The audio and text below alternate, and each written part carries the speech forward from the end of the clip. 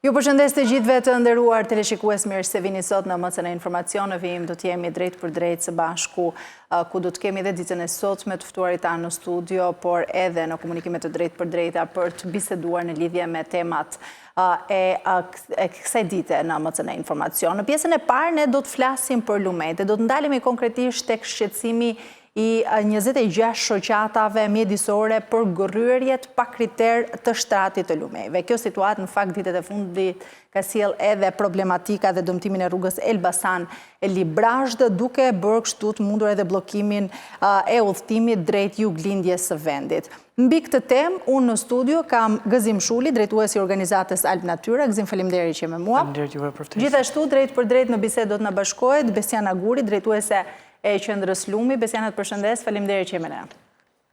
Përshëndetje, faleminderit për ftesën.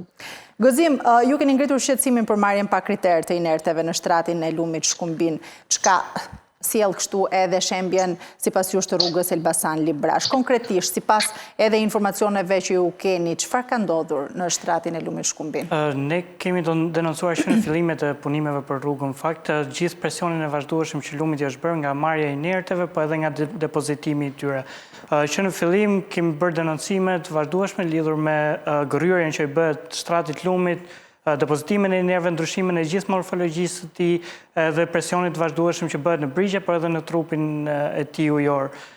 Fatkeqësisht është një katastrofë mjedisore, mund ta themi ajo çka ka ndodhur me Shkumbinin, sepse i gjithë ekosistemi ujor është ndryshuar, i gjithë rrjedha e tij është ndryshuar dhe po i shohim pasojat qoftë në rrugë, qoftë në përditshmërinë, qoftë në ekosistemin që ndodhet aty. Pra, le të themi teknikisht, të dhëna teknike, çfarë tregojnë? Ka vërtet lidhje dëmtimi i kësaj rruge me atë çfarë ka ndodhur në Lumin Shkumbin? Ajo çfarë ne mendojmë, se po ta shohësh edhe nga filmimet që janë aty në atë zonë. Sipas mendimit tonë, gërryerja që është bërë aty është një masiv i madh inertësh që janë marrë nga ajo zonë aty e Lumit.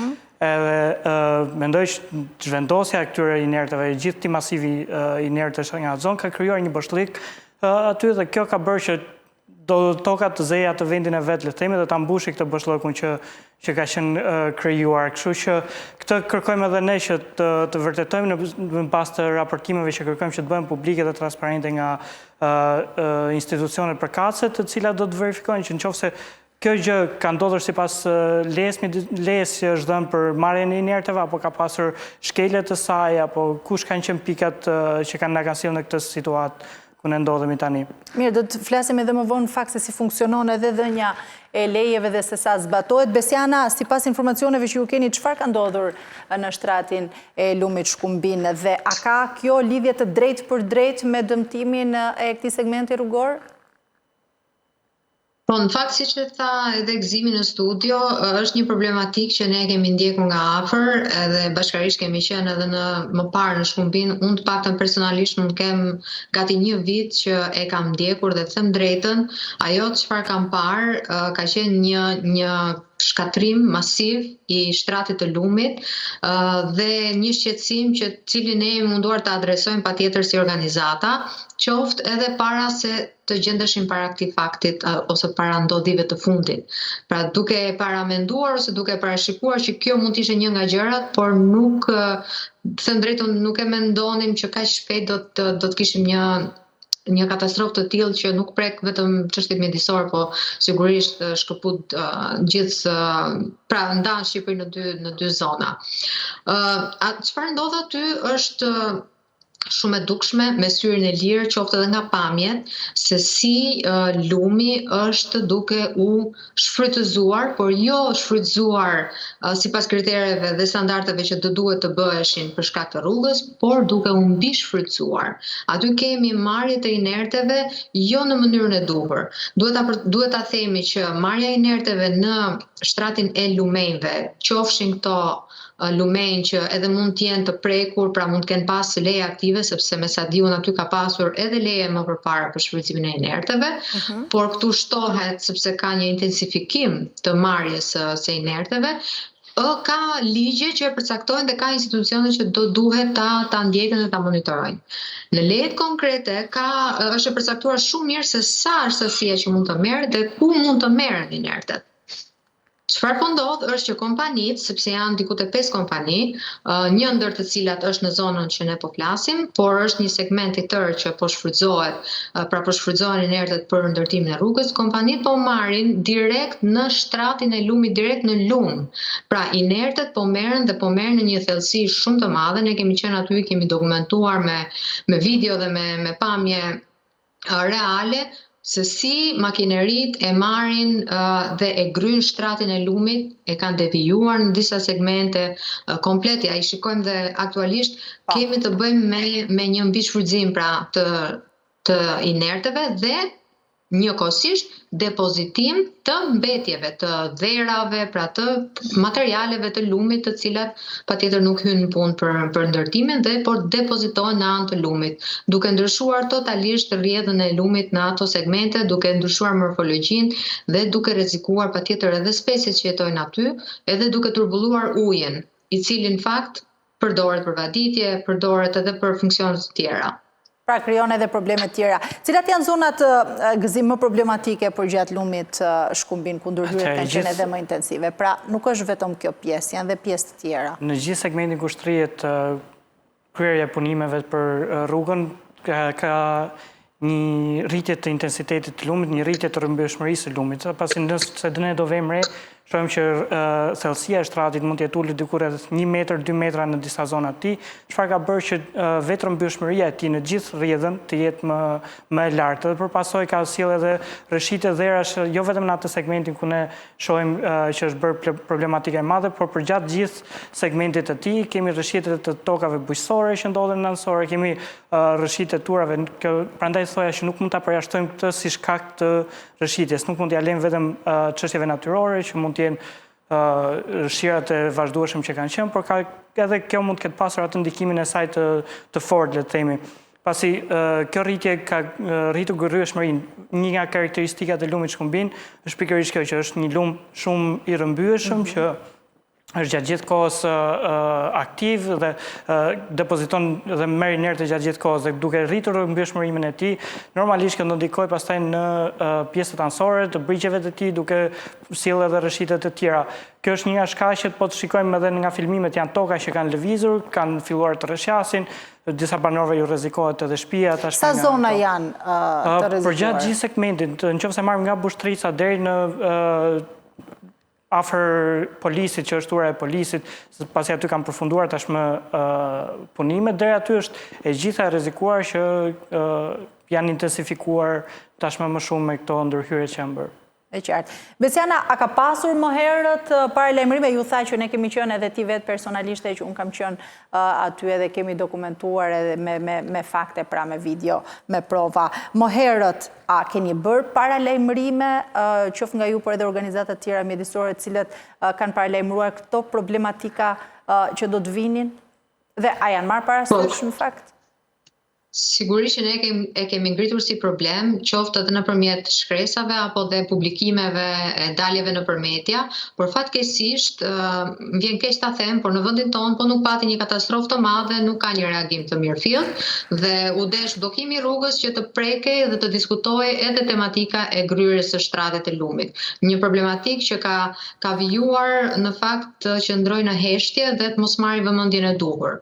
Megjithatë, ne si organizata jemi pra jemi mbledhur edhe jemi munduar që të unifikojmë zërin dhe ta përforcojmë pra shqetësimin ton, duke u mbledhur dhe patjetër duke bërë dhe këtë letrën e hapur që ne publikuam, qelloi në fakt që u publikua pikërisht në momentin kur një ditë mbasi ndodhi dhe shembja e madhe, por është një letër e hapur që është nënshkruar nga 26 organizata, të cilat e kanë ngritur të njëjtin shqetësim dhe kanë kërkuar nga institucionet reagim të menjëhershëm, inspektime në zonë, monitorime se si po merret dhe se si po trajtohet shtrati i lumit, kush janë dëmet mjedisore që janë bërë, nëse ka raporte apo dokumentim apo monitorim të mirëfillt, le të vihen në dispozicion të publikut edhe patjetër dhe të organizatave, të ekspertëve, të njerëzve që jetojnë aty, por nëse nuk janë bërë, patjetër që ne e kemi kërkuar nëpërmjet edhe kësaj deklarate të hapur që të bëhen në mënyrë të menjëhershme. Cila ka qenë përgjigjja e institucioneve, Besiana? Janë marrë në konsiderat prej tyre paralajmërime që ju keni bërë, se e rëndësishme është edhe të merren paralajmërime që mos arrim në këtë pikë ku kemi arritur, pra që çembet edhe rruga. Me sa di unë, jo, megjithatë Gëzimi është aty dhe është dhe dërguesi i letrës, le të themi zyrtarisht, dhe me sa di nuk ka pasur deri tani një reagim. Akoma nuk kemi një reagim. Me çfarë kam ndjekur nga media ka qenë që Ambuja, që është institucioni i basenit ujor Shkumbin, ka deklaruar që janë zbatuar lejet mjedisore dhe matjet janë bërë inspektimet vazhdueshme, por ajo çfarë ne po kërkojmë është raportimet të bëhen publike. Do të nëse ka pasur raportime të njëpasnjëshme, okay, fare mirë, që të bëhen transparente tjetër në këtë letër? Të merren masa urgjente për monitorimin, nëse ka dëme të tjera përgjatë rrjedhës lumit, nëse zbatohet kontrata dhe rehabilitim të pjesëve të lumit të cilat janë të dëmtuara nga kjo ndërhyrje. A janë bërë studime të mirëfillta për këto ndërhyrje të pakontrolluara? Shpresoj që po, por që siç e thash nuk kemi diçka transparente që të jetë një studim që okay, mbas këtij studimi ne kemi dhënë këto leje mjedisore që po ndërhyjet tashmë. Uroj që të jenë bërë dhe të vijnë në dispozicion dhe të jenë transparente. E qartë. Në fakt, ne Gëzim folëm për prishjen e rrugës, pra për shembjen e rrugës që është infrastrukturë rrugore, por nga ana tjetër ju përmendët pak edhe dëmtime apo probleme tjera që mund shkaktohen edhe me tokat apo edhe me banesat që janë përreth.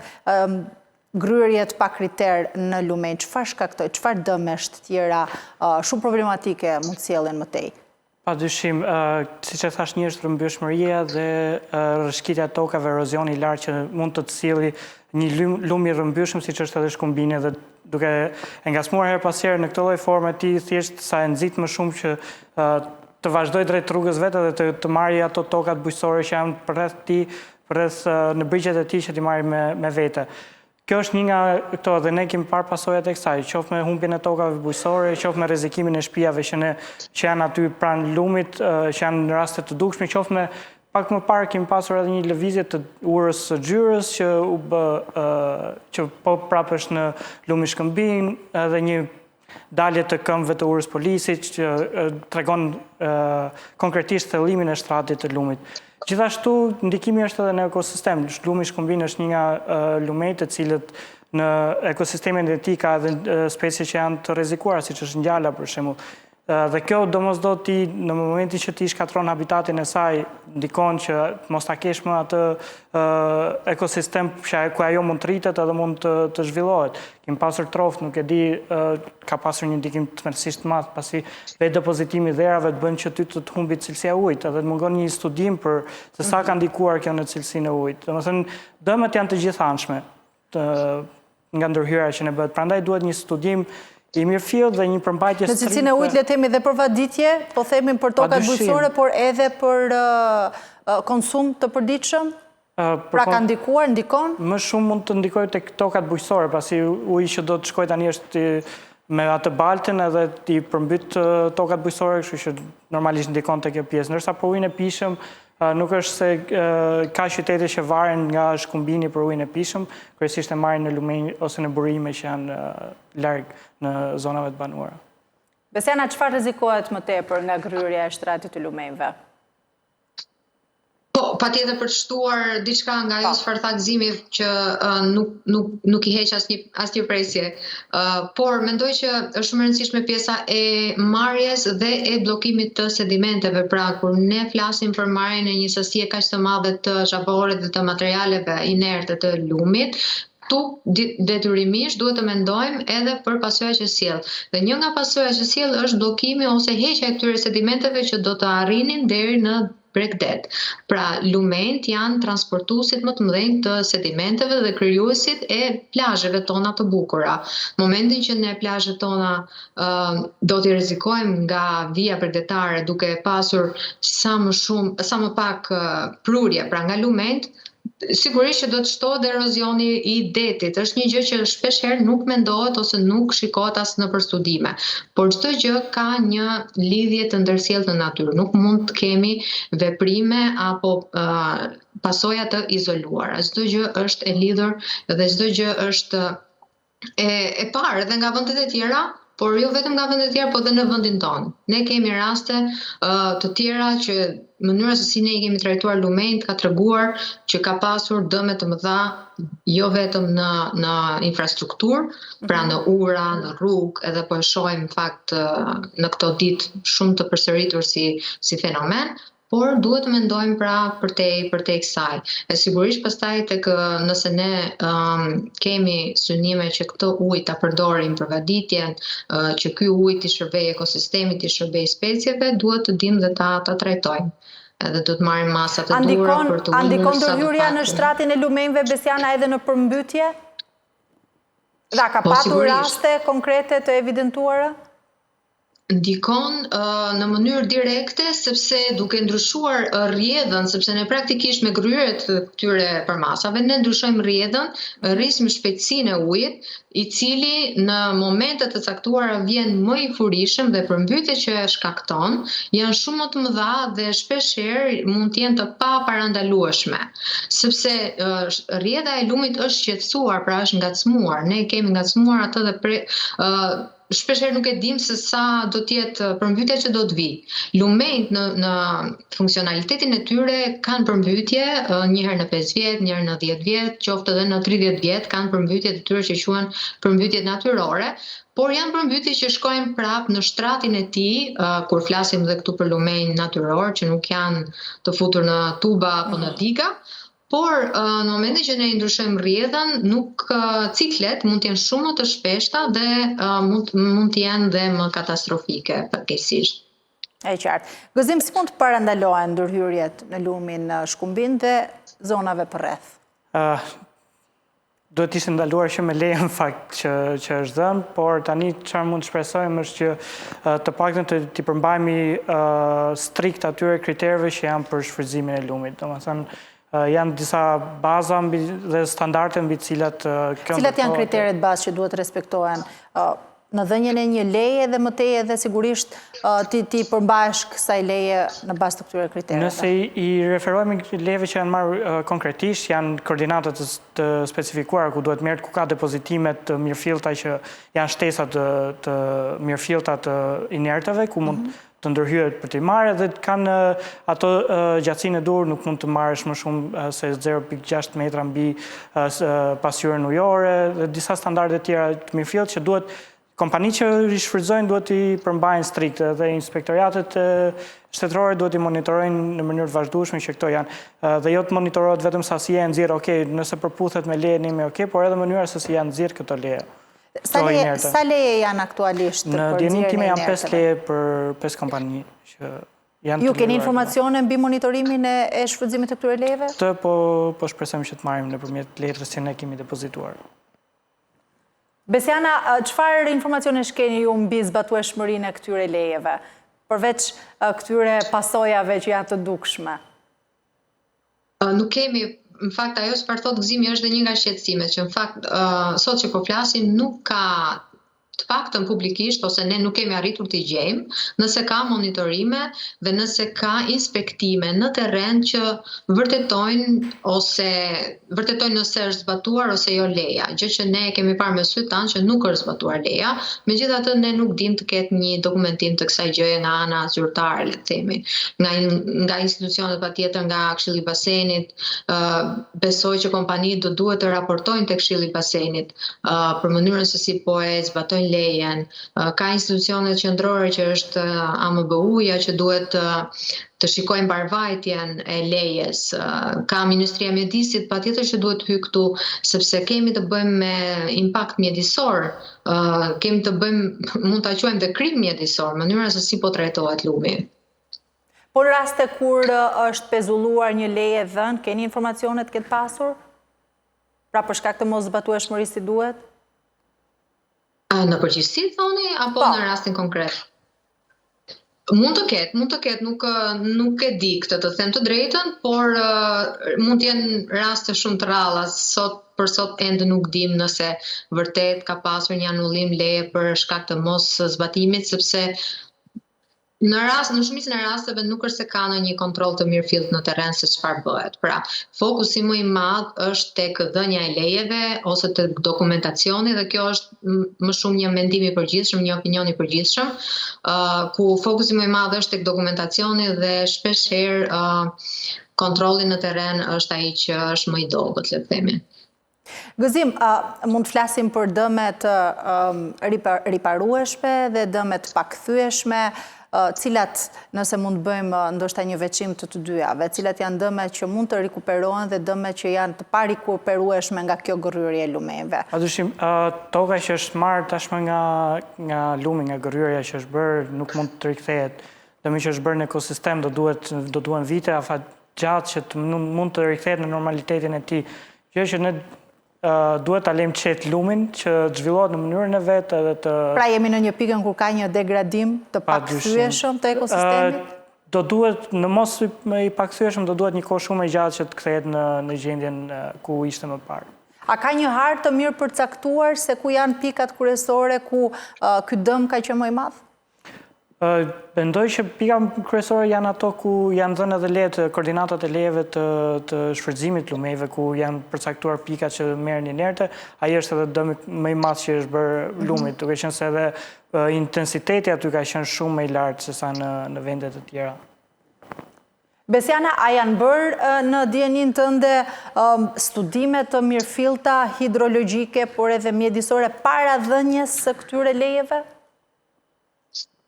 Them drejtën, flasim pak në një terë informativ, kur vjen puna tek studimet që janë bërë apo dokumentacioni që është qyrtuar para se të jepeshin lejet, por më lë të mendoj që vërtet nuk ka pasur një studim të mirëfillt për sa kohë kemi gjithë të pasoja kaq të dukshme dhe kaq të mëdha nga ndërhyrja e bërë në shtratin e lumit. Pra, mund ta them me bindje që studimet kanë qenë të papërfillshme ose të cekta. Kush mban përgjegjësi për dhënien dhe për monitorimin e lejeve? Po, e përmenda dhe pak më parë, lejet patjetër merren në institucionet përkatëse dhe në rastin konkret është tek AMBU-ja, pra që është institucioni përkatës për lejet e ujit, por është tek Këshilli i Basenit, me sa di unë, një nga instancat kryesore që do duhet është i përfshirë patjetër edhe në dhënien e lejeve, por edhe në monitorimin e zbatueshmërisë së lejeve. Nuk e di konkretisht çfarë kanë bërë, me sa unë di nuk ka ndonjë reagim publik nga Këshilli i Basenit apo nga institucionet lokale. Besoj që edhe bashkitë kanë një rol këtu për të luajtur, në mos në vendimarrje janë një partner kryesor për sa i përket mënyrës se si po zbatohen projektet në terren. Besiana, ja bëra edhe gëzimit në fakt të pyetje, si mund të parandalohen ndërhyrjet jo vetëm në shtratin e lumit Shkumbin, por të lumenjve që rrezikojnë? Unë mendoj që në momenti që ne zbatojmë disa rregulla të mirë përcaktuara në ligj, e kemi shumë më të thjeshtë që të parandalojmë këto pasoja dhe të parandalojmë shkatrimin e lumenjve për hir të zhvillimit dhe për hir të infrastrukturës. Shpeshherë ne si mjedisor dukemi sikur jemi kundër zhvillimit, sikur vetëm shqetësohemi për pjesën mjedisore. Nuk është e vërtetë, ne duam rrugë, edhe ne duam që të shkojmë dhe të aksesojmë zona të caktuara. Edhe rrugët nacionale, kur vjen puna, nuk mund t'i konsiderojmë si diçka për t'u diskutuar, janë vërtet nevoja kombëtare dhe jemi të gjithë dakord. Por, a ka legjislacion që duhet respektuar? Patjetër që ka. Dhe kjo është rruga e vetme për mendimin tim dhe zbatimi i standardeve të mirëfillta, aq më tepër që ne presupozohet që do duam të bashkohemi në Bashkimin Evropian dhe rregullat për shfrytëzimin e lumeve janë shumë mirë të përcaktuara edhe në legjislacionin e Bashkimit Evropian dhe në legjislacionin e vendit tonë, i cili ka parafruar ose është në fazën e parafrimit të gjithë ligjeve. Në momentin që ne zbatojmë legjislacionin dhe zbatojmë mirë lejet dhe përcaktimet në leje, e kemi shumë më të thjeshtë që të mos kemi problematika të tilla dhe për më tepër, patjetër, duhet kthehemi edhe një herë tek planifikimi, një mirë planifikim dhe studime të mirëfillta hidrologjike, gjeologjike dhe mjedisore përpara se të merremi dhe të shfrytëzojmë lumenj për të marrë inertet apo të bëjmë projekte nga më të ndryshmet infrastrukturore. Gëzim, Ministri Vengu ka deklaruar se do t'investohet në ndërthimin e pritave lumore në lumin Shkumbin. Sa efikase janë këto struktura nëse ndërhyrjet në shtrat do të vazhdojnë? Në një pjesë do të thoja që janë edhe të domosdoshme, por ajo çfarë ne si organizata mjedisore do të këmbgulnin është që të bazohemi në zgjidhje të bazuara në natyrë. Konkretisht, nëse ti shkon përgjatë shtratit të lumit, mund të vesh që gërryrja ka ndodhur në zonat ku janë prerë drurët ose nuk ka bimësi, dhe në zonat ku ndodhen drurët konkretisht nuk ka gërryrja, kështu që një prit mjaft e mirë është ripëllëzimi, rivitalizimi, riabilitimi i këtyre zonave të zhveshura nga drurët. Kjo ishte ajo çfarë do këmbgullim ne si organizatë mjedisore, që zgjedhjet të jenë gjithmonë të bazuara në natyrë dhe të jenë miqësore me natyrën. Padyshim që në gjendjen dhe në ku ndodhet tashmë lumi ka nevojë për prita, sidomos në zona të banuara ku edhe rrezikohen edhe shtëpi banimi, kështu që është e domosdoshme kjo gjë. Është një element, një ndër elementet e domosdoshëm. Mirë, ne do të shkojmë një hapësirë shumë të shkurtër publicitare dhe do të rikthehemi sërish për të vijuar bisedën. Rikthehemi sërish në studio, do të vijojmë të flasim për problematikat dhe rrezikun që sjell gërryrja e shtratit të lumeve, po flisnim në fakt Gëzim para publicitetit për sa i përket ndërhyrjeve që duan dhe njëra prej tyre ishin edhe ato investime që ka premtuar ministri për sa i përket pritave lumore. Ti the pak më lart që është shumë e rëndësishme të ketë prita lumore, por që të bëhen jo vetëm këto, por edhe masa të tjera mbrojtëse në përputhshmëri me mjedisin. Pra të jenë miqësore me mjedisin. Çfarë do të thotë kjo dhe si mund të arrihet? Kjo është një kategori që janë nature-based solutions, zgjidhje të bazuara në natyrë, që përdorin vetë natyrën dhe zgjidhje miqësore me natyrën në mënyrë që të kenë për të arritur ato efektin e dur. Për shembull, në rastin e Shkumbinit, mënyra për të ndërtuar këto pritat të cilat Ministri Vengu ka propozuar është shumë e mirë, por mund të theksoj që mund të jetë akoma më miqësore duke bërë këtë ripëllëzimin e zonave të caktuara. Në këtë mënyrë ti ndalon tokën se eroduar në ato zona, e bën lumin më pak të rrëmbyeshëm, krijon një prit natyrale që lumi të mos dëmtojë edhe tokat përreth, por edhe të krijojë një rezervë ujore në atë zonë ku ndodhet. Gjithashtu mund të jenë edhe vetë krijimi lumi naturalisht ka ato drezimet e veta të shtratit të tij, të cilat janë si prita natyrore që bën mos jetë aq rrëmbyeshëm për të rifituar atë qetësinë e duhur që mos të dëmtojë brigjet anësore. Dhe kjo mund të jetë një farë mirë një zgjidhje kur ti nuk e bën siç fatkeqësisht po ndodh për momentin që është bërë në vit të drejtë i gjithë shtati i lumit, i gjithë trupi ujor, gjë që normalisht të rrisi persinë dhe do të kesh katastrofa mjedisore në çdo moment, qoftë përmbytje, qoftë rrëshqitje dherash dhe e kështu me radhë. Dhe kjo bërja e këtyre degëzimeve normalisht do të uli atë intensitetin e ujit edhe do të sillej që mos të jetë aq rrëmbyeshëm dhe mos kemi këto pasoja siç ne patëm në këto momente. Pra është shumë e nevojshme që zgjidhjet që do të parashtrohen qoftë nga ministri apo qoftë nga padyshim që janë të nevojshme pritat për mbrojtur banorët, për mbrojtur tokat bujqësore dhe gjithë komunitetet lokale që janë aty përreth, por është e nevojshme që të jenë miqësore me mjedisin, ndërhyrjet pra të jenë në harmoni me ekosistemin që ndodhet aty, dhe të mos rrezikojmë më tej ato gjallësa që gja kanë krijuar habitatin e tyre në atë zonë. Pra të bëjmë kujdes për më tej. Sa e mundur është kjo, Besiana, pra që të arrihet ajo e mesme e artë, le të themi, mes mjedisit dhe ndërhyrjeve efektive për mbrojtjen e shtratit lumeve? Po, patjetër që është e mundur, ne kemi shumë raste të mirëfillta dhe raste suksesi në vende të tjera të Europës, qoftë edhe të Ballkanit, janë metodat më të mira, në fakt, siç e përshkruajt edhe Gëzimi, të cilat përveç se mbrojnë zonën përreth lumit, edhe japi një shtysë dhe një mbështetje biodiversitetit, japi një mbështetje tokës, në përgjithësi janë të mira, bëjnë dhe mbrojtjen patjetër. Por mund të jenë pak më që kërkojnë pak më shumë kohë, pra janë metoda që nuk janë shumë të shpejta dhe shpeshherë nuk preferohen sepse kanë një efekt pak më afatgjatë dhe do duhet pak më shumë durim, le të themi, për të pasur efektin e duhur. Dhe në fakt ne kemi mbetur pak edhe tek shkolla e vjetër e ndërhyrjeve inxhinierike, të cilat janë një zgjidhje e shpejtë, por shpeshherë nuk janë ato përfundimtare sepse dëmi që shkaktojnë është më i madh. Pra ndërhyrjet e shpejta mund të shkaktojnë dëme të tjera më pas, cilat janë këto? Patjetër, sepse për shembull, cila është një ndërhyrje e gabuar që mund mendohet si një ndërhyrje urgjente për ta përmirësuar situatën momentalisht, por që sjell pasoja më vonë? Betonizimi. Pra betonizimi i shpatit ose i brigjeve të lumenjve është ndërhyrje e shpejtë, por nuk është një ndërhyrje miqësore me natyrën, me mjedisin, dhe është një ndërhyrje që ka efekte negative në mjedis.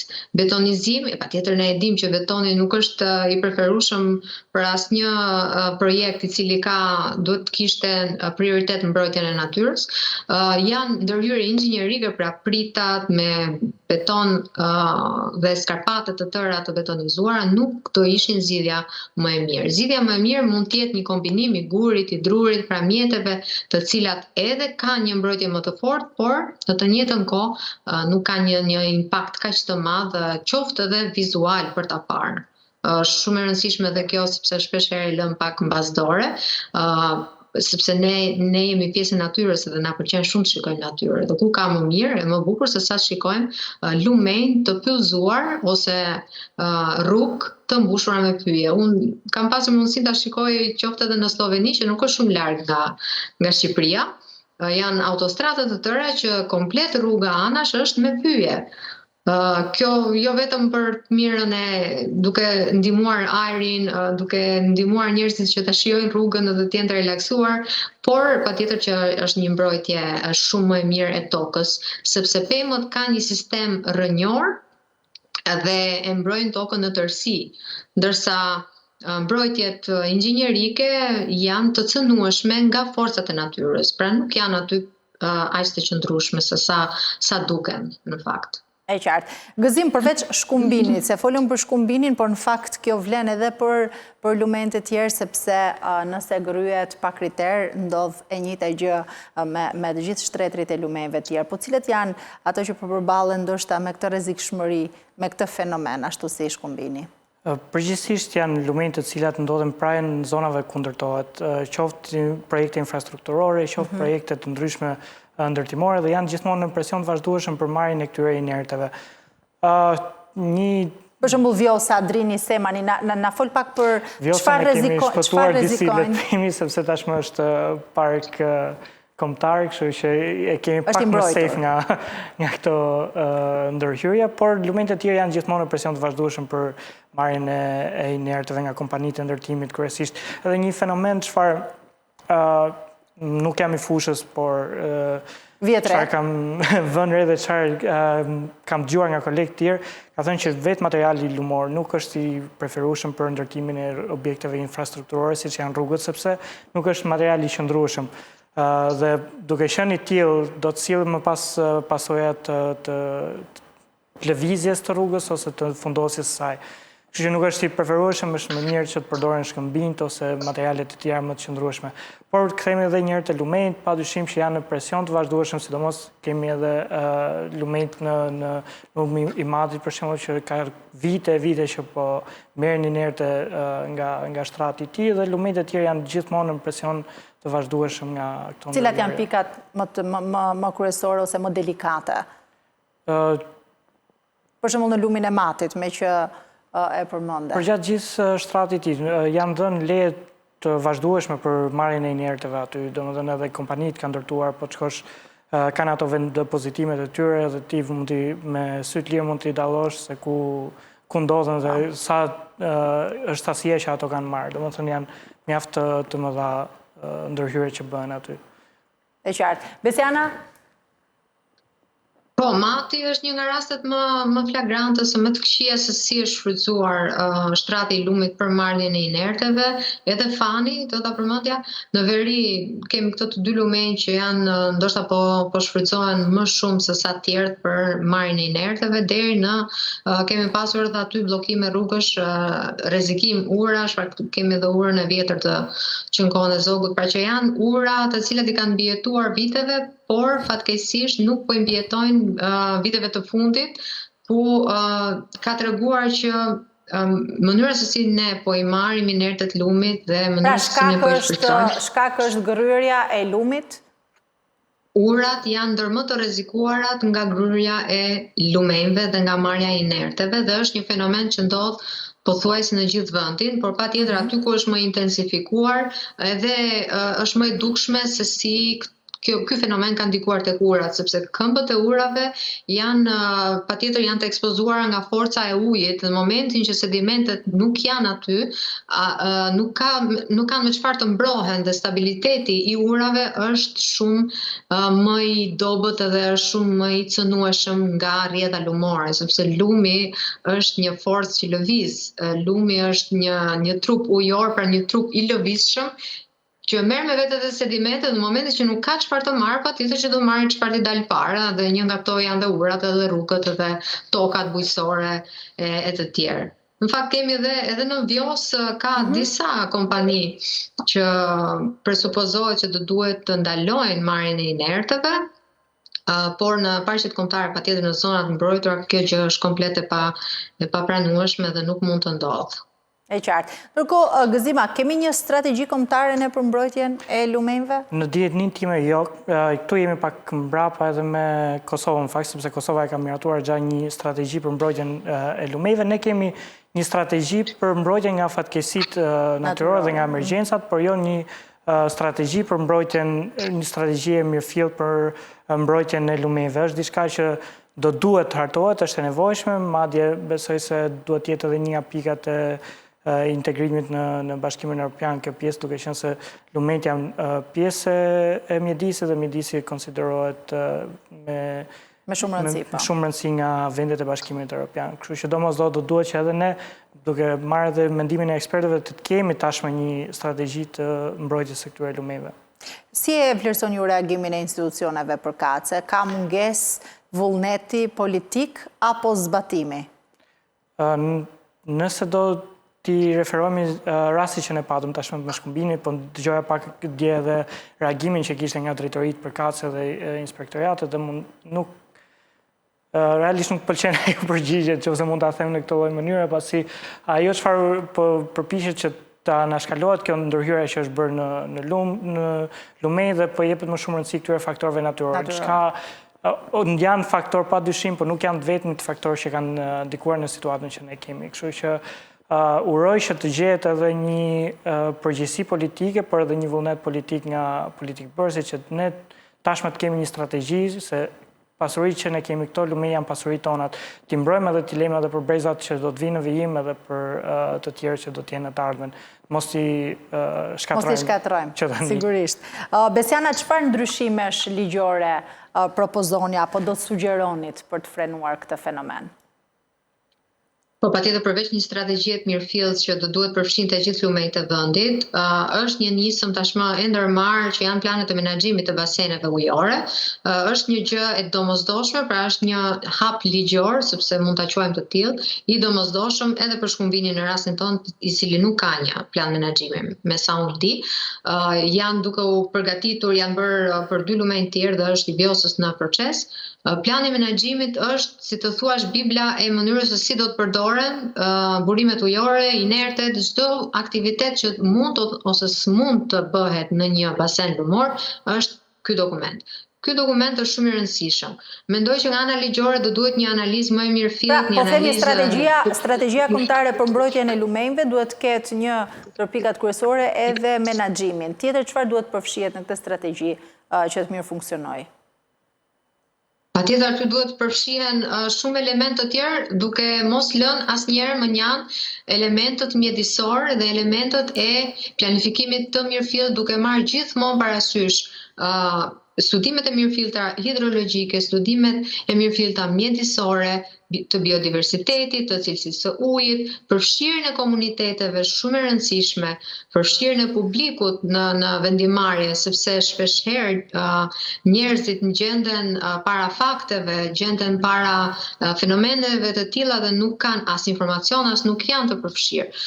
Nuk themi që mund mos t'jenë bërë, patjetër ka takime që bëhen, por duhet një përpjekje më e madhe për gjithë përfshirje, një përpjekje më e madhe për më shumë përfshirje të njerëzve në vendimarrje mjedisore në përgjithësi, por në rastin e lumenjve patjetër dhe në këtë. Ndërsa në pjesën ligjore sigurisht që mund të ketë vend për përmirësime dhe do ketë besoj përmirësime të qëndësishme, por para se të bëhen këto dokumente kaq të rëndësishme, mendoj që domethënë jemi mbrapa, pikërisht atë që tha Gzimi, jemi mbrapa me këto dokumente kaq të rëndësishme për mënyrën se si ne duhet i mbrojmë dhe ti menaxhojmë patjetër lumenjt. Edhe ndoshta diçka që vjen pak më shumë jashtë pjesës teknike është edhe duhet të ndryshoj pak mendësia se si ne i shikojmë lumenjt, se si ne duam t'i shfrytëzojmë lumenjt. Shpeshherë i shikojmë ato si burim energjie dhe duam të përfitojmë sa më shumë nga energjia, apo i shikojmë ato si burim inertësh dhe duam të përfitojmë sa më shumë. Pra, ne në fund të ditës tentojmë, pra kur them ne kuptohet zhvilluesit, të marrim nga lumenjt, por të mos u japim asgjë. Ti përkthejmë vetëm në fitime. Ndërkohë që lumenjt janë plot jetë dhe lumenjt janë burimi i jetës dhe në kohën e ndryshimeve klimatike, në kohën kur uji po bëhet sa vjen edhe më i pakët edhe më i vlefshëm se kurrë, ne duhet të jemi shumë të kujdesshëm me mënyrën se si e shfrytëzojmë dhe me mënyrën se si kujdesemi për lumenjt. E drejt. Gëzim, çfarë roli duhet të ketë pushteti vendor, komunitetet lokale në mbrojtjen e lumenjve? Ashtu si tha dhe Besiana, duhet të jenë gjithmonë të përfshirë në mirë menaxhimin e pasurive natyrore që kanë. Lumi Shkumbin dhe një mos gaboj lumi i Semanit janë të vetmit në Shqipëri që nuk kanë një plan menaxhimi.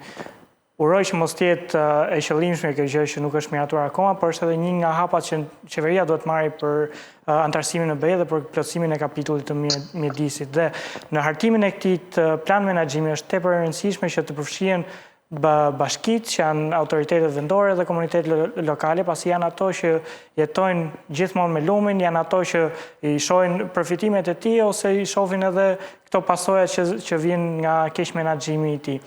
Kështu që integrimi tyre, mbajtja e dëgjesave publike dhe studimet të mirëfillta se si integrohet komuniteti në mirë menaxhimin e këtyre pasurive natyrore që keni janë tepër nevojshme dhe të domosdoshme në çdo plan menaxhimi që mund të hartohet në të ardhmen.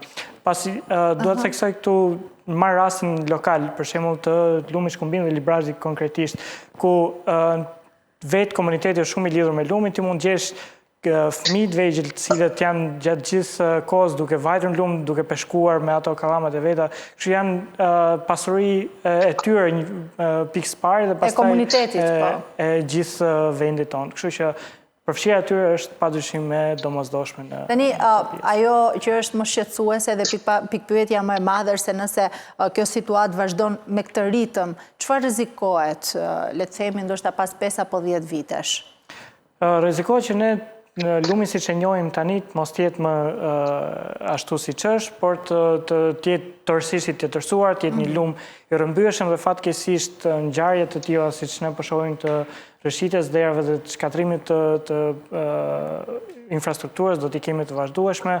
Do të kemi një humbje totale të ekosistemit, për shembull një nga indikatorët e Shkumbinit, një studim i vitit 2001 të profesor Alekos ka nxjerrë që ishte edhe trofta që është një indikator i ujërave të pastër. Vështirë që atë mund ta gjesh tani më në lumin e Shkumbin nga gjithë ato lumra dhe gjithë ato ndotje që lumi i Shkumbin ka psuar. Kështu që ekosistemi është më i rrezikuar, komunitetet janë të rrezikuara dhe gjithë harmonia e ekosistemeve përreth janë gjithmonë të rrezikuara, nëse ne do të vazhdojmë në këtë lloj mënyre duke mos pasur në konsiderat lumin, duke mos pasur në konsiderat mjedisin dhe duke vazhduar që ta vëmë fokusin drejt zhvillimit, por jo një zhvillimi të qëndrueshëm. Këtë doja edhe unë të theksoja ashtu siç e tha dhe Besiana që ne nuk është se jemi kundër zhvillimit, jemi gjithmonë pro zhvillimit, por ketë një zhvillim i qëndrueshëm me baza reale studimi miqësor me natyrën. Dhe miqësor me natyrën. Se kjo është shumë e rëndësishme. Çfarë rrezikon Besiana vendi, pra Shqipëria, se nuk rrezikon vetëm ajo pjesë e shtratit të lumit, rrezikon komuniteti përreth, pra ka rrezik shpërngulje për shembull të banorëve që jetojnë aty e kështu rrjedhimisht, edhe boshatisje, fshatrave, zonave, pra edhe ky është një problem. Po patjetër, në fakt banorët ose njerëzit që kanë një aktivitet biznesi apo kanë shtëpitë aty afër janë të parët të cilët rrezikohen. I kemi parë që në këtë fazë kemi parë dëmet që ka shkaktuar mënyrën se si lumi po gryhet. Ne kemi qenë disa herë në terren dhe banorët të caktuar janë shumë shqetësuar sepse po humbasin tokën. Pra toka për ta është shumë e rëndësishme dhe ka një arsye pse janë të vendosur aty pranë lumit, sepse kanë tokat pjellore dhe kanë tokat me cilat ato jetojnë. Unë doja të edhe diçka tjetër që çfarë është për të ardhur keq është që shkumbini në fakt është një lum i cili është sakrifikuar, është dëmtuar edhe nga hidrocentralet, pra nuk është trajtuar me shumë kujdes. Kjo mund të ishte ndër pjesët e vetme që kishte mbetur e pa shqetësuar ose që nuk kishte një ndërhyrje kaq të egër, le të themi, dhe vetëm kjo i kishte mbetur, pra hajde dhe këtë pjesë që na kishte ngelur pa e shfrytzuar për hidrocentrale, le t'ja marrim dhe inertet, pra ideja e babëzisë dhe ideja e mbi shfrytëzimit dhe mënyrën se si lumenjtë trajtohen, kjo duhet të ndryshojë. Nuk mund të kemi mbi shfrytëzim dhe nuk mund të kemi ose le të themi mënyra se si ne planifikojmë këto projekte i shikojmë shpesh të ndara. Por lumi është një ekosistem i tërë dhe duhet marrim parasysh edhe dëmet që janë shkaktuar në pjesën e sipërme nga hidrocentralet, qoftë në deg apo në rrjetën kryesore, bllokimi i sedimenteve në një pjesë, duhet marrim parasysh edhe efektet që do të ketë pra si pasojë ndërhyrjeve që po bëhen për shkak të ndërtimit të rrugës, dhe të gjitha këto duhet të merren në një pikturë pra të madhe, pra në një panoramë e cila e paraqet në mënyrë më të qartë se cili është dëmi që ne po shkaktojmë. Pra dëmi nuk është vetëm ky që shohim sot dhe shembja në këtë zonë të rrugës, pra në këtë pjesë të rrugës që ne po flasim. Patjetër që do të ketë shembje të tjera, mund të vazhdojnë pra më shumë humbje të tokës të banorëve dhe destabilitet të rrugës, por duhet ta shikojmë atë në përgjithësi. E qartë. Besiana, faleminderit që ishe në këtë komunikim të drejtë për drejtë. Ishte kënaqësi, Gëzim, faleminderit që ishe me mua në studio, kënaqësi. Shkojmë në publicitet, të bashkë rikthehemi sërish.